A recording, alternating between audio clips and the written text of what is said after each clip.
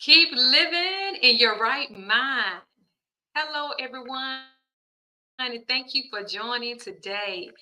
This is our first program of Keep Living in Your Right Mind, and I'm excited that you joining us today. I'm excited to be a part of We Empower Network. Yes, we are here to empower you, to provide you with positivity, to share information with you for men and women. We have great leaders that are part of this network. So I'm just excited that you are joining us today on this program, Keep Living in Your Right Mind. And I hope you all can hear me. So if you can, just type keep living, type keeping self, type keep living in your right mind, or show me some heart so I can know that we're doing good, okay? I want to go ahead and share with you my story of how this entire platform, started and how I established keep living in your right mind. So let me take you on this quick journey. Is that okay? Okay. So probably about 10 or more years ago, my mom was diagnosed with dementia. And so we became her caregivers. And, even before that, even just growing up and being in the house, and we would say certain things. And for instance, my mom or dad probably say, you need to put on your glasses. And we would say, I don't need glasses. And they would say, keep living.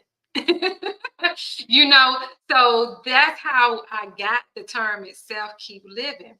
And so, but back to sharing my actual story with you all. My mom was diagnosed with dementia, and we became her caregivers. And we did not have a manual.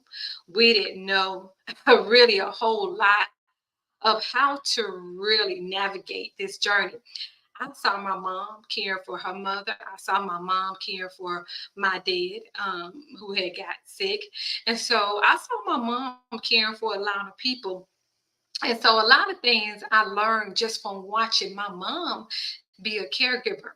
But once I was really wearing those shoes, I started just on a roller coaster, you all, just on a roller coaster, trying to figure out how to really navigate this journey and different signs of seeing my mom maybe putting eggs in a cabinet and things like that really let us know that, hey, there's something wrong here and mom needs some help, and she needs some 24/7 care. So we just all came together and did what we had to do for our mom. But even in that journey, there are things that I just didn't know how to navigate. There are nights that I cried. There are things that I really wanted to turn that clock back. I wanted my mom back before the disease itself. And of course, I'm a believer and I believe that God heals. So I had to continue to just keep my faith, in God, and surround myself around people to help us in the journey. And I'll tell you, it wasn't an easy journey. It wasn't. But with God, we were able to sustain ourselves, keep our minds, and keep living in our right mind, and help our mom have the most joyous experience possible in that journey. And that's really all you can do, as a caregiver. Sometimes we just put so much, weight on ourselves and pressure on ourselves as caregivers because we love our loved ones so much and we want things to be different. But there are times when you really have to give yourself some grace during that process. So even with my mom, being diagnosed with dementia, and there were times where my brother and I, my oldest brother, we sort of share caring for her in our homes, 3 or 4 days here, 3 or 4 days there. Then we got to a point that we were like, hey, we need some additional help, both working, both trying to balance our families. And so we just had, hey, let's find the best place for mom, the best and safest place for her. And so that's what we end up doing. placing her in a memory care home, and found the one that we thought was the best, and we remained visible. We showed up. We took care of our mom. Somebody was there in the afternoon, somebody was there in the evening. But our whole lives and schedules had to be adjusted, you all. We had to rearrange some things to make sure that mom was okay. And that was our responsibility. Our mom was our responsibility. And we did that. I don't regret it whatsoever. But I am here now to make sure, with all the passion that I have for caregivers. We are heroes. We wear our capes, honey. We can do it all. But I am here as your anchor to let you know that you can take care of yourself in this journey. That is your priority. Okay, to take care of yourself. You can make time for yourself, and you can go out and find resources to help you navigate this journey. Don't make it so difficult for yourself. So today, I just want to share with you all some of my top 4 tips when you are actually starting out being a caregiver. Okay, so the first tip is something I just hinted to, is your self-care plan. Yes, when you first start out being a caregiver, for anyone. You could have an adult child that was in an accident, and something happened, and now you need to care for that adult child. It could be your mom or father or aunt, uncle, sister, anyone that you are stepping in to be that caregiver for them. You need to create a self-care plan for yourself. You really do. You really do. I wish I had done that for myself initially. I'll go back again and let you all know.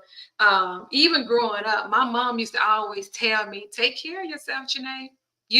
And leaving the house, if I was going somewhere, my dad would say, have fun. And those phrases they just stayed with me, that they were planting those seeds telling me, hey, take care of yourself. My dad was saying, have fun, live life, enjoy, but at the same time, take care of yourself. And sometimes we don't place a lot of priority on taking care of ourselves. Even now, with so much technology, we feel like we have to do so much and do so much and go and go. But it's good to just be still sometime, you all. It's good to just be quiet sometime and get in your quiet place. But the best way to really create you a self-care plan is to practice it. You have to practice self-care. Self-care, you all, is just not really, oh, let me go get my nails done. Let me go get my hair done. Yes, that's part of self-care. But self-care is really sitting down and being honest with yourself, looking at them in the mirror and saying, what do I need to do to ensure that my health is cared for? Maybe I need to go to my doctor and get a good report of my health. What are things that I need to take care of for myself? Stop missing your doctor appointments. Stop pushing those things off to the next day. Okay? So you have to practice taking care of yourself, and you have to do that on a daily basis. Okay? So that's the very first thing you should do, I believe, as a family caregiver, is to practice self-care. Yes, that's right. Your mental, oh my goodness, your mental pulse. You need to know what your mental pulse is. We all say, oh, I'm so strong. I can handle this. I can do this. But you don't necessarily have to be strong and prove to someone that you're strong and that you can take on all of this. That's just setting yourself up.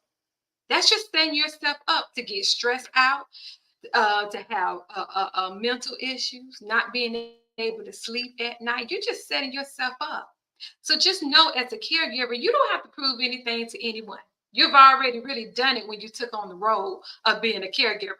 So you don't have to prove anything to anyone. You have to set yourself up. So in the journey itself, you are able to say, hey, I can take care of myself. And the second one I have for you is family Communicating with your family. You need to have a family meeting. That's the second tip. You need to have a family meeting. You need to sit down. I know you make all the decisions. I know you got it all together. I know you don't need no help. But you need to sit down with your family. If that's four of you all, 10 of you all, three of you all, two of you, you need to sit down with your family and have a discussion about your loved one's care based on the physician's care plan. So, whatever that may look like for you. Again, my mom had dementia, so her care plan may look different than what your care plan may be for your loved one. But you need to sit down and you need to talk about that with your family, and you need to communicate the plan for your loved one. You need to communicate that, and you need to make sure that you have that support within your family. Okay, that's very important. We don't talk a lot about certain things because we just want to keep quiet. But there are things that you need to discuss because in this life, we just don't know when God gonna whisper our name. He could whisper your name before your loved one. So there are things you need to communicate and make sure you are aware of when you are talking about your loved one, and make sure your family, even your kids. I had, of course, my sons were younger when I first started taking care of mom, and they would go with me, to the memory care home, and I'm there helping her, with her shower, combing her hair, getting her ready for bed at night. They would be with me, and I would talk to them about mom's current, experience and her journey and what we're going through. And I remember my oldest son one day, we were coming out of a memory care home, and he looked at me and he said, Mama, you're such a good daughter. And that just touched my heart to let them see that I'm just doing what I'm supposed to. But it's good when your family can give you encouragement and help you know that, hey, you're moving in the right direction. So don't leave people out. Okay, you're setting yourself up when you leave people out of the conversation, when you leave people out of the experience, out of the journey, you're setting yourself up. The third thing is to well, this is just a good segue into support system. You have to create and develop a good support system. You have to. I mean, if you don't have a support system and you're trying to navigate this journey of being a caregiver by yourself, something is wrong with you. I'm just going to say it. Something is wrong with you. If you continue to think that I am strong and I can do this by myself, even the strongest person cannot take on this journey by themselves. You need a support system. And maybe that support system is not your immediate family. There are situations that I've heard of that, maybe they just can't depend on their family. So now you have to reach outside of your family. Maybe your sister group, your sister friend group, maybe someone at church, maybe someone at work. But you have to ask those questions to help develop a good support system.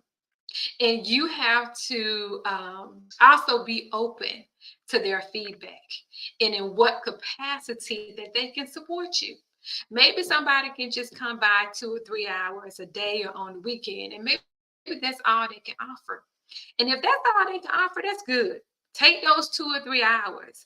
You may need to sleep. You may need to take a nap for those 3 hours, whatever that looks like. Maybe someone can help you with chores around the home. Maybe somebody can pay to have a cleaning service to come in and help you with cleaning the home or doing laundry or fixing meals for you. But if they don't know what you need, then how can they help? How can they help? How can they help if they don't know what you need? Okay.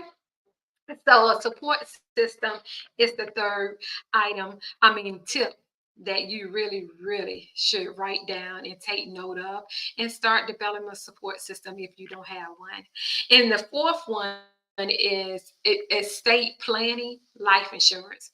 And these are not really, y'all, the tips are not really in a particular order. But, estate planning and insurance, having life insurance, someone may say, well, Janae, that's number one. And it may be number one on your list. But I always say that self care, creating a self care plan for yourself is also number one because anything can happen, and if you're not good, if your health is not good, your mental state is not good, if you're not living in your right mind, then how can you take care of your loved one or anyone else? But yes, estate planning, having life insurance, okay? That is, yes, Empress, that is so important, okay? If you don't do anything else, make sure you have life insurance, you all. They even have, of course, final expense. Some people may say, well, I can't afford a big life insurance policy. They have final expenses policies as well. So today, if you don't have a life insurance policy for yourself or for your loved one, you again setting yourself up for failure. You are in this journey for headache, for stress, because anything could happen.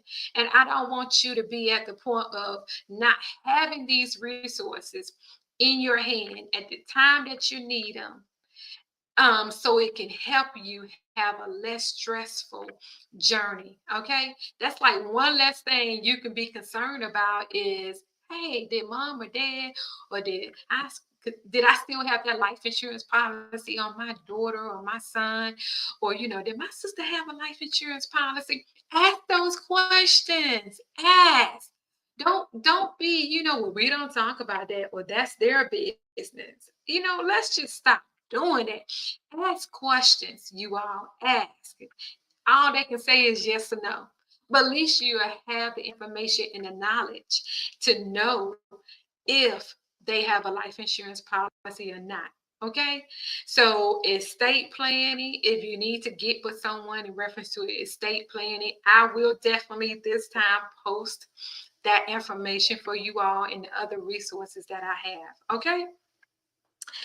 And so those are the 4 tips that I have today. I have so many tips for you all, so much information I want to share with you all. But those are the 4 tips. And when we come back, I'll share with you some resources, some good resources to start you off being the best caregiver that you can be. Okay? Hi, guys. It's Tina Wynn, your host of the podcast, You See Me. I want you guys to stay encouraged, continue to come out and see me, and most importantly, see yourselves. Remember, the only way that you can truly enjoy life is to see other people so that you can enjoy the beauty of seeing yourself. Come join me Saturdays at 4 on the We Empowered Network. Thank you. Awesome. Awesome. Okay, you all. So I hope you took some notes when I was going over those 4 tips. If you did not, I, of course, will provide those 4 tips again for you so you can have them. Okay. The resources that I want to talk about with you, AARP. Oh, faithful AARP. AARP.org/caregiving. They have a just various information and resources to help you as a caregiver. So please go onto their site. You do not have to be a member to obtain the resources and go onto AARP. So again, it's aarp.org/caregiving. And they have a lot of resources. They also have a number that I'm going to share with you that you can call that number and let them know what area you in, what state you live in, and they can provide you resources in your area. That number is 877-333-5885. Again, 877-333-5885. So call that number and they can provide you resources that you may need during your caregiving journey. Okay, stop being prideful, stop saying you can do it all yourself, because you can't, because I could not. If I didn't have my brothers, if I didn't have my support system, I would not be living in my right mind right now. Okay. So I had to really make sure that I leaned on my support system. My husband, my boys, they all helped. Everyone had their role that they played in my life to help me, because again, I was I was screaming on the inside, y'all. That was my mama. That was my sweet mama, my intelligent mama, my mama who knew everything. I was like, how this happened to my mother? So I was screaming on the inside. But while I was screaming on the inside, I had a support system. I had people that loved my mom enough and said, hey, I am here to help you in whatever capacity. And that was a big plus for me. It really was. And of course, with God, I couldn't have done it anyway. Okay. So don't forget that relationship with God. Okay. That's a relationship you need to keep every single day. You wake up with a grateful heart and make sure that you ask God to lead you in your journey. The next resource that I have for you is 211.org. That's another resource that you can go online to 211.org, and they have different tips and advice for you to provide as you go through this journey. And then, of course, there's singlecare.com. That site provide help with prescriptions and things like that. Also, in reference to prescriptions and medications, depending on what stage or phase your loved one is at, also reach out to their provider, their doctor. If they're in a hospital and they providing them a new prescription for something, a new medication, ask them if they have a one-time voucher. They may have a voucher that you can use, to help go towards the cost of the medication. At one time, my mom had blood clots, DVTs, and so she was placed on the blood thinner. And at that time, that medication was very pricey, but they did provide a one-time voucher for that particular prescription itself.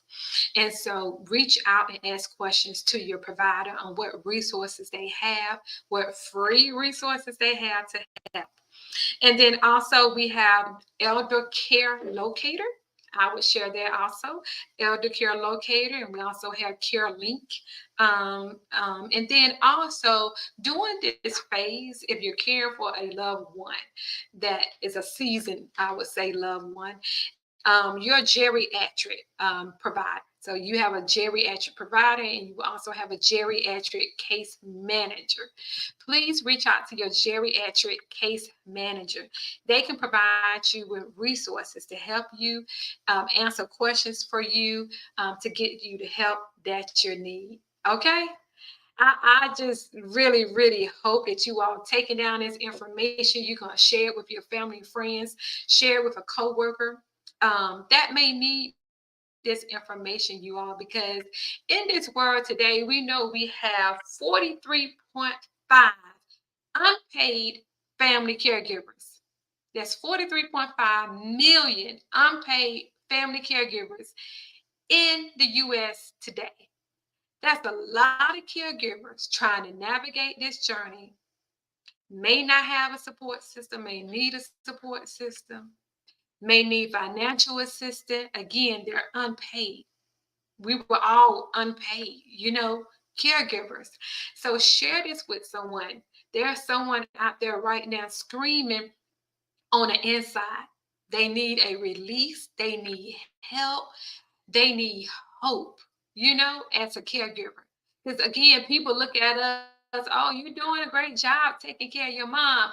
But I'm screaming on the inside. I'm screaming on the inside. I was screaming on the inside, you all. I needed help. I needed help beyond just taking care of mom as well. I needed help with my mental state. I needed help with my spiritual state. So let's not shy away from obtaining help and seeing a therapist. Yes, I see a therapist now myself. Appointment is August the 10th. Yes, it is. Okay. So don't shy away from help that you need. You may need help outside of your church, and that's okay. Don't shy away from obtaining the help that you need. Because at the end of the day, you are responsible for your loved one and you are responsible for yourself. Okay? So I will share these resources with you all. I'm just happy to be able to help you all. This is my passion for you all, to be happy to help you all. Don't be passive in this journey. Ask questions, seek resources, get help, and don't live alone. You don't have to do this by yourself. I am here for you. If you ever need any questions, come on over to my Keep Living in Your Right Mind Facebook group. It's for family caregivers and supporters. I don't leave out the supporters. Someone said, Janae, why you got family caregivers and supporters? Because supporters are essential. They are important to this journey. Okay, so I don't leave them out as well.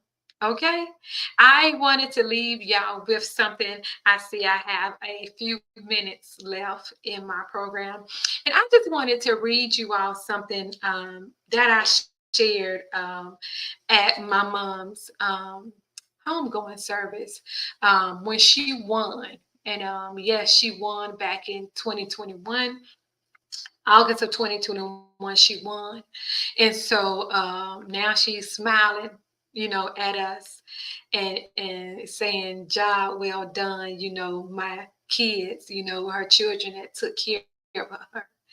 But I wanted to read you something that I read at her service, and I really hope that it encouraged you in your journey, even as believers, and even if you're not, maybe after I read this, you will become a believer. So I'm always looking for opportunities to bring some more people into the kingdom. Okay, so I just want to read you this, and if I get a little emotional, just be patient with me, okay? But I just want to read you just a little bit of what I read at her homegoing service, just to encourage you and let you know you're not in this journey, by yourself, okay? As I cared for my dear mother, some would often ask me, how did you do it? Why do you do that? You have a full life. At times, I would simply answer, this is what I'm supposed to do. This is my mother. There's no other option for me. And then as the years progressed, and as my mom would say, keep living, I continued to read the word. Matthew 6:33 became one of my best friends. Hmm. But seek first his kingdom and his righteousness, and all these things will be given to you. Therefore, do not worry about tomorrow, for tomorrow will worry about itself. And then I cried on over to Romans 12:10, and it states, be devoted to one another in love, honor one another above yourselves. And then 2020 came, and I went from crying to screaming and fell over to Psalms 91. And that became the scripture that I read to my mom and that I live by each day. And the scripture simply says, whoever dwells in the shelter of the Most High will rest in the shadow of the Almighty. I will say of the Lord, he is my refuge and my fortress, my God in whom I trust. And down to 4, it says, he will cover you with his feathers. Under his wings, he will find refuge, and his faithfulness will be your shield and your barrier. Be encouraged, you all. Until next time, post any questions you have for me. Reach out to me on Keep Living in Your Right Mind for family caregivers and supporters. Take care. Keep living in your right mind.